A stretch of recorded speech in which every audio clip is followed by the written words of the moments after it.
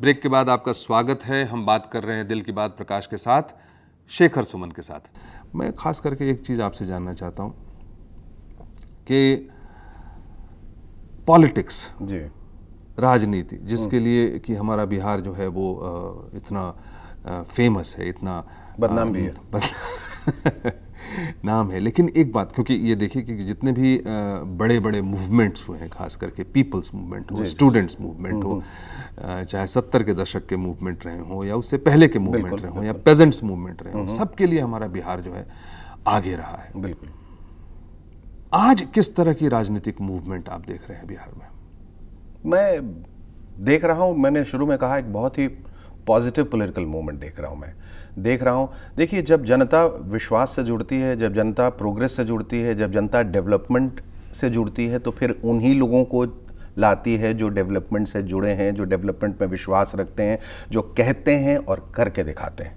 इसलिए वो एक माइंडसेट, वो एक मानसिकता अब उभर रही है, जहाँ अब मुझे इस बात की खुशी हो रही है कि शायद, और ऐसा मेरा विश्वास है कि कास्ट फैक्टर से उठ के लोग एक प्रोग्रेसिव पर्सनालिटी को, एक प्रोग्रेसिव गवर्नमेंट को वोट दे रहे हैं। ये बहुत बड़ी बात आपने कही, और मैं इसी का जो ऐतिहासिक दहलीज की मैं बात कर रहा था ना, कि मैं सांस रोके इस इलेक्शन के रिजल्ट का इंतजार कर रहा हूं कि हे भगवान, लोग और हम सब जी, जिस तरह से महिलाओं ने बाहर निकल के वोट दिया है, जिस तरह से हमारा वोटिंग परसेंटेज बढ़ा है, देखिए बताइए, हमेशा 40-42% रहता था, इस वक्त हमारा 53-54-55% तक हमारा गया है।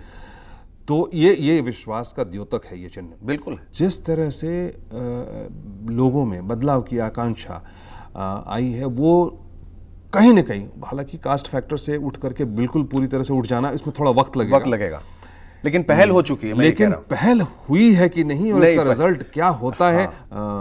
तुमने भी राजनीति में प्रवेश किया, मैं भी थोड़े दिन तक राजनीति में रहा, इलेक्टोरल पॉलिटिक्स में रहा, और इसी बात पे लड़ता रहा कि जो है वो लोग आएं, अच्छे लोग आएं और अच्छे लोग शिरकत करें और डिलीवर करें, जो एक अपने शक्ति से, अपने सक्सेस से, अपने मैनेजमेंट से, अपनी श्रद्धा से, क्षमता से वो डिलीवर करें। एक दरख्वास्त में लोगों से यहाँ करना चाहूँगा कि कास्ट फैक्टर को बिल्कुल जिस दिन अलग कर दिया उन्होंने ना, भूल गए कौन भूमियार है, कौन कायस्थ है, कौन कुर्मी है, कौन लाला है, कौन ये है, कौन कायस्थ। I think progress is the biggest caste. अगर आपने सोच लिया कि मुझे सिर्फ ये this man thinks for me, this man thinks for my state, उसको ही आपको देना है, उसका ही सहयोग करना है आपको, न कि ये मेरे कास्ट का है इसलिए मुझे इसके पास जाना है, क्योंकि हो सकता है कि उसकी मंशा ना हो वो करने की। तो why are you wasting your vote? जो आगे बढ़े बस उसको हाथ लगा करके मजबूती के साथ आगे बढ़ाओ, वो तुम्हारे जैसे 10 को खींचेगा जी। अगर तुम आगे बढ़ने वाले को नीचे खींचोगे तो वो तो जाएगा ही, तुम 10 के 10 नीचे जाओगे। ये बहुत छोटी सी बात है, सिंपल बात। आप जहां भी जो विकसित जगह है, चाहे वो गुजरात है, चाहे वो साउथ के स्टेट्स हैं, वहां आप जाके देख लीजिए, वहां इसी तरह से चीजें बढ़ती हैं, इसी तरह से लोग आगे बढ़ते हैं। हमारे बिहार में भी वो समय आएगा, मुझे इस बात में कोई शक नहीं है, कोई शक नहीं है कि हम सब मिलकर के जिम्मेवारी के साथ में, मानस से, धन से, मेहनत से बिहार को हम लोग ऊपर लाएंगे, इसमें कोई शक की बात नहीं है। कई बार मेरे मन में बात आती है कि एक जो हमारे बिहारी मानसिकता है, जो लोगों को आगे बढ़ने में कई बार बाधा देती है, कि एक तो क्या है कि बहुत कम लोग हैं यहाँ पे in terms of business and enterprise, सबको सबका पता है, लेकिन एक यही बिहारी कहते हैं कि जब बिहारी बिहार से बाहर चला जाता है तो इतना एक्सेलेंट परफॉर्मेंस उसका होता है और इस तरह से आगे बढ़ता है, क्योंकि वो एक डिसिप्लिन जो बाहर के काम का है उसके बीच में फंसता है। हमारे यहाँ एक कंड्यूसिव एटमॉस्फेयर में जाता है, जहां उसे वो करने दिया जाता है जो वो करना चाहता है।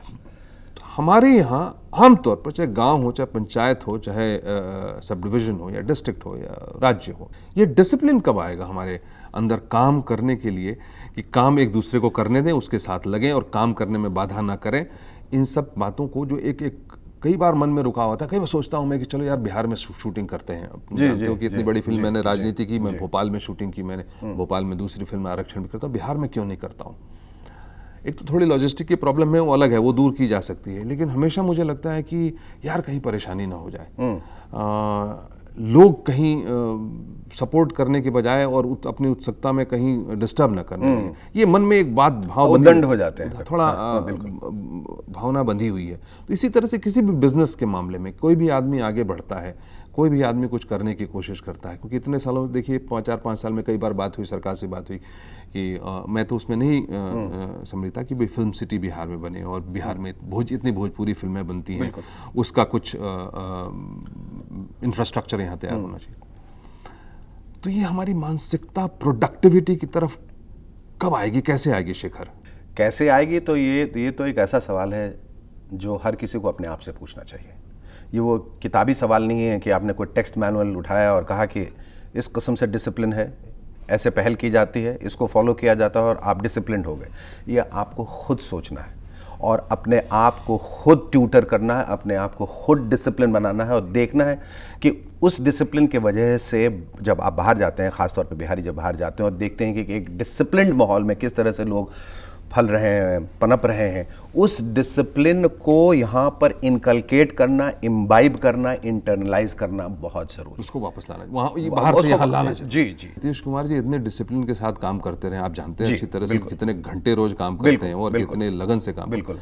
फिर भी कई एक कमियां रह गई हैं उनके जिसमें लोग कहते हैं कि थोड़ा जो है ग्रास रूट लेवल पर या कहीं पर भी इस लेवल पर करप्शन बढ़ गया है, थोड़े काम में कुछ बाधाएं जो है उस लेवल ब्यूरोक्रेटिक लेवल पर भी आती हैं। और बड़ा मुहिम छेड़ा है उन्होंने अपने इस इलेक्शन में, पढ़ रहा था कई बार की उन्होंने कहा कि पिछली बार तो मैंने अपराधियों के खिलाफ मुहिम छोड़ा, इस बार मैं भ्रष्टाचारियों के खिलाफ मुहिम छोड़ूं। अच्छा है, अच्छा कम से कम वो भी हो जाए तो अच्छा है। जो पैसा दे सकता है और किसी तरह से काम निकाल सकता है अपना, वो तो ठीक है, नहीं कि आगे बढ़ जाता है। लेकिन आम आदमी जिसको कि छोटी छोटी चीज़ों के लिए अगर उसको घूस देना पड़े, तकलीफ हो उसको, तो बहुत तकलीफ होती है। अनफॉर्चुनेटली क्या है वो कि हमारे सिस्टम का इस कदर से वो एक इनहेरेंट हिस्सा बन चुका है कि निकालते निकालते वक्त तो लगेगा, लेकिन उसके तरफ सोचना, उसके प्रति सोचना बहुत ज़रूरी हो गया। हम सब जो हम कहते आए हैं कि जो घूस देता है और जो घूस लेता है दोनों ही दोनों ही गलत है, उतने ही गलत है। तो एक सेल्फ डिसिप्लिन लाना ये ज़रूरी हो गया है कि हम ये नहीं करेंगे, हमें नहीं करना है, भले ही कम में, लेकिन एक ईमानदार इंसान, एक ऑनेस्ट सिटीजन बन के रहना हमें बहुत ज़रूरी है अगर हम अपने राज्य की, अपने देश की प्रगति चाहते हैं।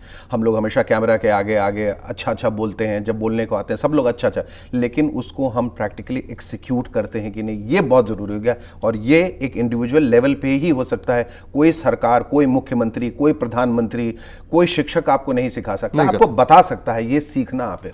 हम सब जानते हैं ना। जी, हम सब जानते हैं, ऐसी कोई नई बात आपको नहीं बताई जाए। घूस देना बुरी बात है। जी बिल्कुल। भ्रष्टाचार बुरी बात, सब जानते हुए भी अगर हम करते हैं तो फिर गलत कर रहे हैं। चर्चा आपसे जारी रखेंगे शेखर। वक्त बनता है एक ब्रेक का, जल्दी ही लौटते हैं ब्रेक।